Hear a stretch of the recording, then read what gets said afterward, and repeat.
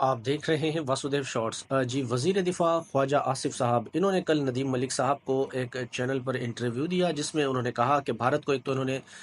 دو ٹوک پیغام دیا ہے کہ اگر مودی نے کسی بھی قسم کی کوئی جنگ ہم پر مسلط کرنا چاہی تو پھر اس کو ایسا جواب دیں گے، پھر ہم نہیں تو پھر کوئی بھی نہیں، اور بھارت جو پانی روک رہا ہے یہ دہشت گردی ہے، یہ پاکستان پر جنگ مسلط کرنے کے برابر ہے۔ انہوں نے کہا کہ اگر بھارت کوئی بھی سٹرکچر بناتا ہے تو اسے ہم تباہ کر دیں گے۔ ایک تو انہوں نے بھارت کو وارننگ دی اور انہوں نے کہا کہ پاکستان کی امن کی جو خواہش ہے اس کو کمزوری نہ سمجھا جائے، اور اس کے علاوہ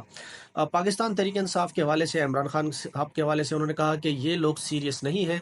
اگر یہ قومی ایشو پر ایک ہوتے ہیں یا بات کرتے ہیں تو پھر ہم ننگے پاؤں بھی ان سے ملاقات کرنے کے لیے اڈیالہ جیل جانے کے لیے بھی